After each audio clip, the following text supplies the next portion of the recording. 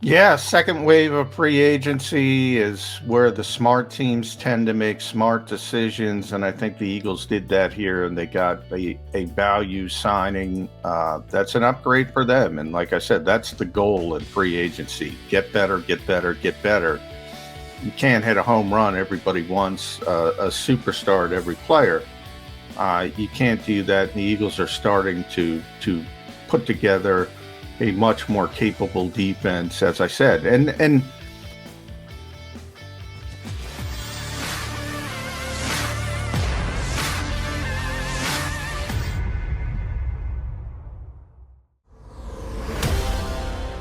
Get Together, a daily Philadelphia Eagles show in which two Mac guys give you their best thoughts on what the Birds are doing, right, wrong, or indifferent. And you've got to stay tuned to find out which way we lean today, right, wrong, or indifferent. I'm Jody McDonald. My partner is John McMullen. Johnny Mac, an Eagles signing since last we signed off that yours truly could actually get behind. Yeah. Yeah, I mean, they did get behind it too. Now, they should. I mean, this is a clear upgrade getting Kyzir White from the Chargers. Sort of that modern linebacker, played safety in college at West Virginia, makes the shift, turns into a pretty good linebacker, can cover, backs and tight ends. And, on paper, it looks pretty good because TJ Edwards is sort of a traditional linebacker, big 240-pound guy. You can go downhill, very instinctive, good run defender. Now you got the pass defender. But we're still in March, right, Jody? What have I been telling you every day in March? Nobody cares about the stinking running game in March. So, we'll see how it works out when you have a 218-pound guy trying to play and run support. But, I mean, it's an upgrade. It's an upgrade for the Philadelphia Eagles, and they got better by signing Kyzir White, who's a better option than Alex Singleton, who signed in Denver. He's a better option than Davion Taylor, who remains very raw and is a developmental prospect. This is a clear upgrade, and it's a little bit of a step up. I mean, the Eagles have gone this route in free agency before. I can run down the names. There's a lot of them, whether it's L.J. Fort or Paul Warlow or Corey Nelson or Zach Brown. People forget some of the names. They always try to plug in these linebackers and nothing works. This is an upgrade over that. And one, that's a position that doesn't get paid in the NFL. So right. When people look at 1 year, $5 million, they go, well, that's not much. And it isn't. And that's positive as well. But that's a lot for an inside linebacker. That's like a little bit of an upgrade from where the Eagles have been in the past when they tried the Band-Aid approach.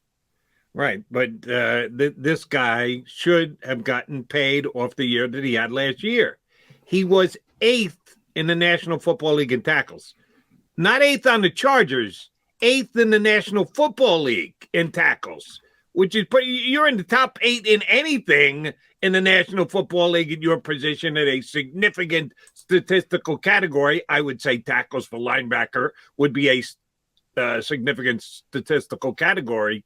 Yeah, you're going to get paid at least some. The fact that it is just a 1 year deal.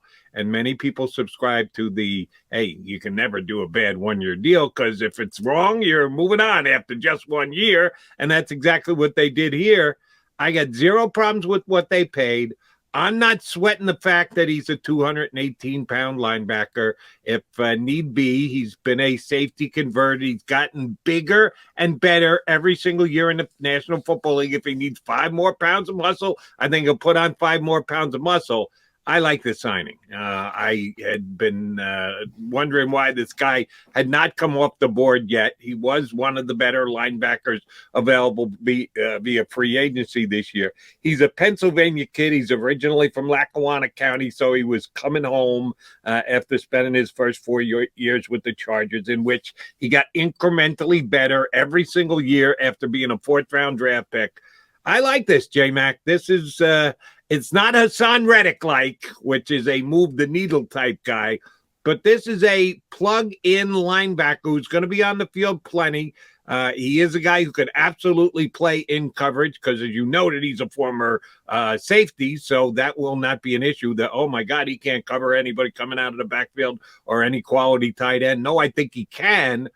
So yeah, I think this is a key signing for the Eagles during the offseason and after the kind of boring, been there, done that, re-signings of both Harris and Barnett. It's nice to see the Eagles bring in some fresh blood, and I think they did an outstanding job signing this young man.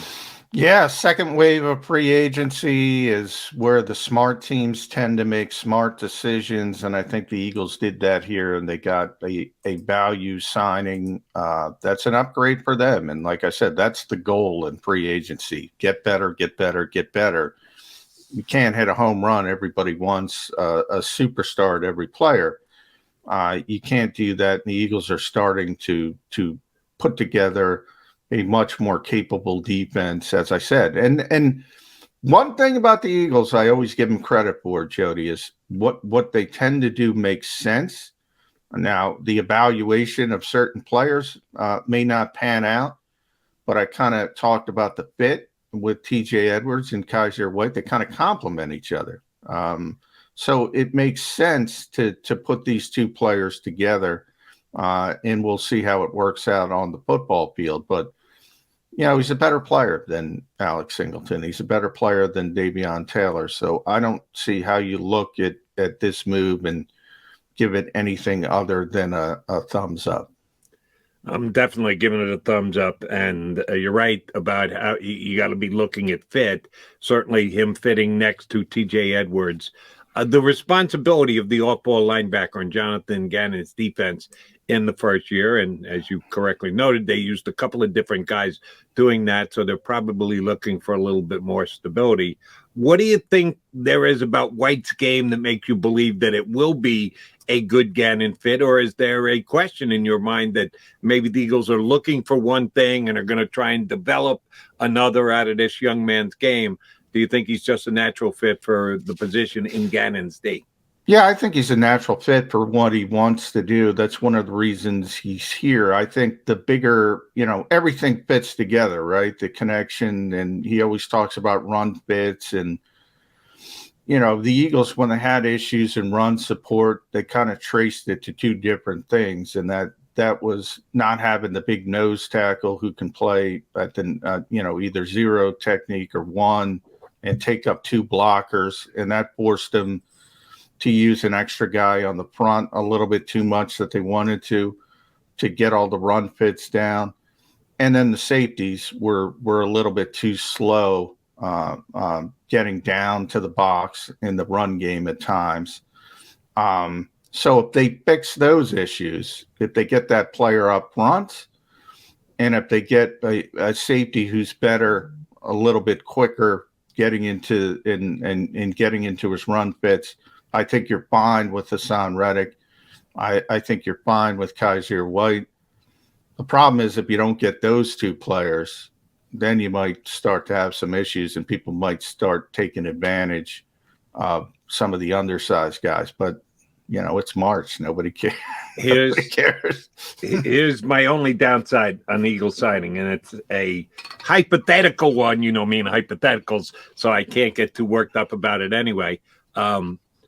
I really thought that there was a chance that we would be talking about Jerry Robinson come draft day. Yeah, come on, Jody. You fall for that. Come on. That the Eagles were actually going to consider. There's much less of a chance now that they've signed Mr. White that they're actually going to call a linebacker's name out in the first round. If you haven't been paying close enough attention here to us on Birds 365 or me on my WIP shifts, I'm a Nakobe Dean devotee. I think he's going to be a game-changing linebacker next year right off the bat as a rookie in the National Football League. I think he can have a Micah Parsons-like effect with whatever team gets him this first year. He just was so dominant this past season. Now, I know And I'm a guy who has talked about this for too long. I always make my yearly Bobby Hoying reference. When the Eagles drafted Bobby Hoying as a quarterback, and he came in as a rookie, and he had some good games, and he had one really great game against Boomer Esiason down at the vet where they both passed for close to 400 yards, and Hoying actually got the last score and won. Shoot, on my WIP show the next day, they're ready to erect a statue of him down at the vet. And I continued to say it after the draft, all the way through his nice little run in his first year as a rookie. Was he that good, or were the players around him that good at Ohio State? And I always had that question about Bobby Hoying, and I think we found out over time, yeah, he was surrounded by a whole hell of a lot of talent. That's why he looked as good as he did. I know some people say the same thing about Nakobe Dean, because that Georgia defense this year was just spectacular. They're going to have a minimum of 4 guys drafted in the first round off that defense, maybe even 5. And Dean will be one of them, I do believe. I think he was the centerpiece. I think he's the guy who made everything else possible for all the other players. The dominoes have to start to fall somewhere. I thought he was that guy for that defense this year. That's why I think he's going to be a spectacular pro. And I will tell you right now, the chance of the Eagles picking him with a first-round pick has officially reached 0. I was leaning toward 5 or 10%, Johnny Mac. First time since 1970. They may even take a linebacker. No, when they sign. Yeah, I'm at probably 3%. I'll give it a little bit more than you. I don't. It's always about the player. Like I tell everybody, and whether they believe it or not, that's up to them. But if you go back to the 2017 draft, 2017, yeah. The Eagles were going to draft Christian McCaffrey in the first round, and they were going to shock some people because, people say the same thing. You don't take a running back that high in the draft. But they loved the stinking player so much, they were going to take him. And by the way, they're right. He's a tremendous player. Injuries have stay on the field. That's the only problem. It's always about the player. So, there are certain players that can change the narrative. Generally, they're not going to look at linebacker. We know that. But I got to tell you, last year was the year, man. If they were going to take a linebacker, that was the linebacker they're going to take. So, Nakobe Dean, as good as he is, Devin Lloyd, and I think they would more likely take Lloyd for the type of linebacker of the two.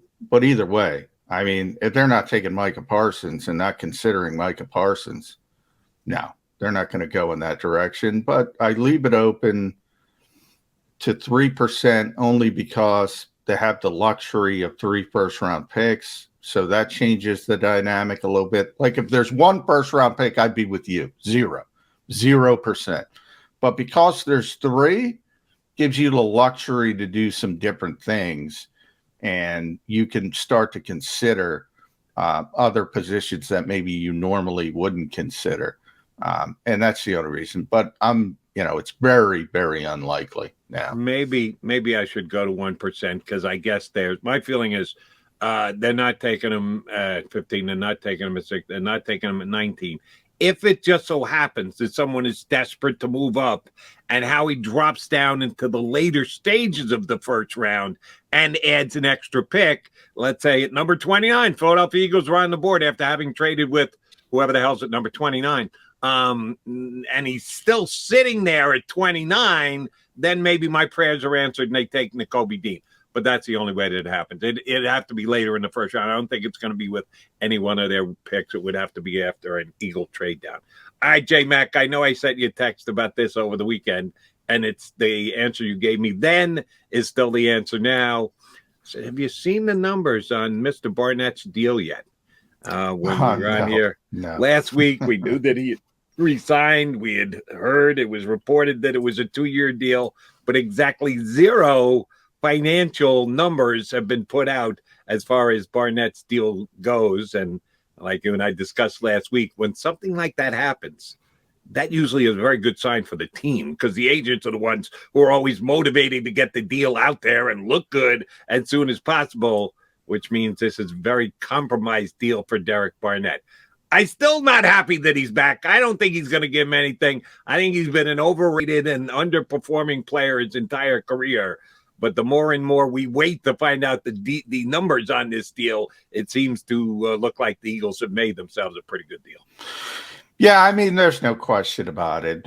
We're not going to know these numbers, and that's what I texted you, until they get filed with the union and they become sort of semi-public through the database there. And my guess is it's going to be really a one-year deal from the Eagles standpoint, and that they can get out of it after another year. But considering the agent, which is Drew Rosenhaus, the fact that the numbers were not made available, it'll likely reflect his decreasing role. It will likely reflect his lesser stature on the team. And again, I think that's where you and I have the disconnect. Look, I think he's a great fourth defensive end. You brought up last week, well, if he plays 66 or whatever it was, 64% of the snaps, yeah, I think it's a bad signing. But I don't think he's going to play 64% of the snaps. I think he's the fourth defensive end. I think that's the plan, and I think the contract is going to reflect that. But if he does play that much, then I'm with you. Yeah, I don't want him back. If he gets paid like a starter, I don't want him back. But I just said 97% sure they're not going to take a linebacker. I'm going to go 99.92 that he's not paid like a starting defensive end. I'm pretty confident that the contract is going to reflect the role. And the role, I think, is going to be as a rotational defensive end. And I'm fine with it. That's good depth compared to what you could have in this league. So again, it's weird. Unfortunately, he'll always have that stamp of being a first round pick. And I just talked about 2017. He was who the Eagles picked in 2017, number 14 overall.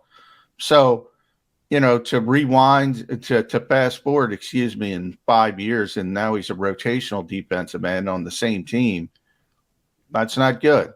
But if you put him in another team as the fourth defensive end, you'd say that's pretty good. So, that's the way the Eagles are thinking.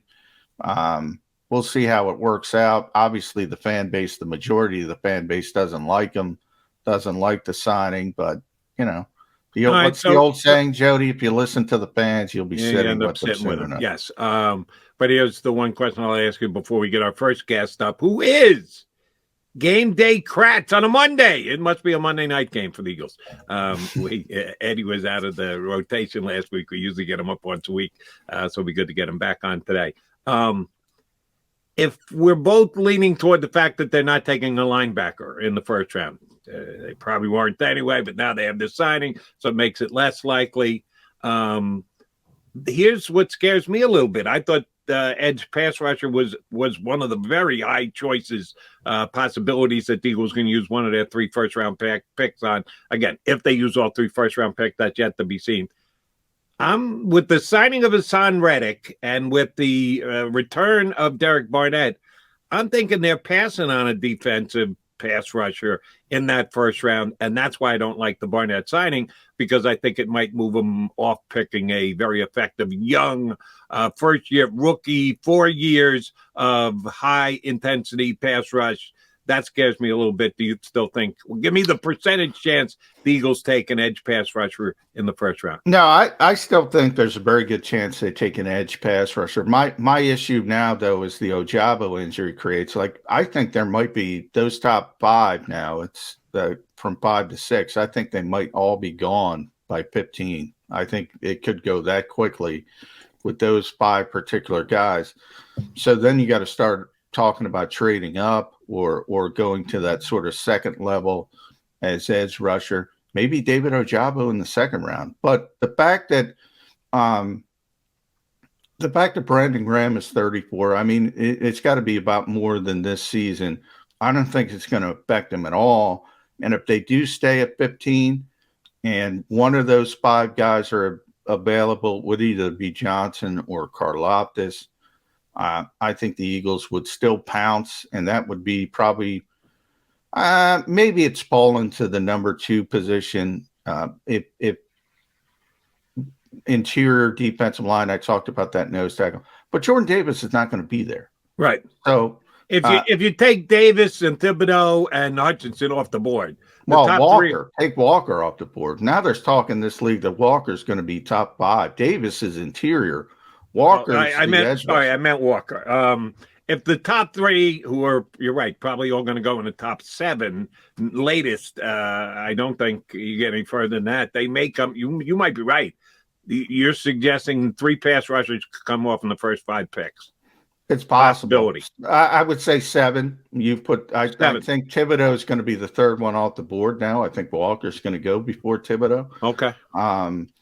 And then Thibodeau is going to go up. So you're going to have 3 in the top 7 at worst case scenario, 3 in the top 10. And then what happens? Teams that need edge rushers panic and they try to go and they look at, Philadelphia needs an edge rusher. They might jump ahead of them.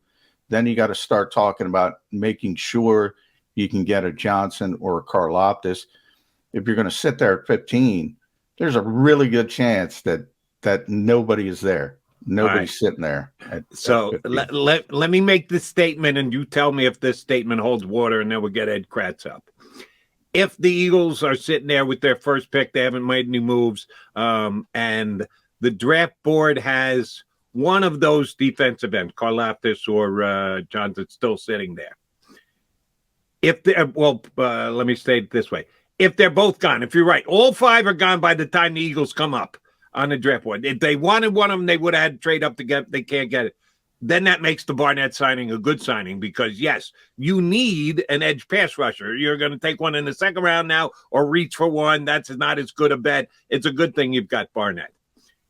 If one of them is there and the Eagles take him anyway, like you're suggesting, then it's also a good sign. It's not a necessity of a signing, but you don't really know. And Barnett's probably going to get buried on the depth chart. And then we might look at the $5 million deal, if that's what he signed for, and go, really? We had to spend $5 million for him to play. He goes from 60+% of the snaps to 20% of the snaps. Now you're just throwing money away. So it becomes almost a push. But if a defensive lineman is there, one of the 5 that you mentioned, which is really only one of the 2 because we acknowledge the first 3 are probably out of the Eagles' reach. If one of those 2 guys are there and the Eagles pass on them twice with their 2 first-round picks, will you then jump on board with me and go, it was that damn Barnett signing. They think they're okay at defensive end. They don't really believe they need another defensive end now. And then we can go back and revisit and go, the Barnett signing was. If both of those guys are available and they pass on them both twice, I would say, number one, they don't like the player for whatever reason. But I would be shocked. If they would pass on both of those guys twice. And I'd be shocked for 2 reasons: that the Eagles would pass on them and that they would both be available twice. I would be shocked. Right now they're back-to-back picks. So if they're available once, they're available twice because it's one pick after another. Yeah, I meant the fact that right now I don't think either of them is getting to 15. To be honest, we'll see. That's the fun of waiting up until the draft. We need to wait no more for the return of Ed Kratz. He's going to join us next here on Birds 365.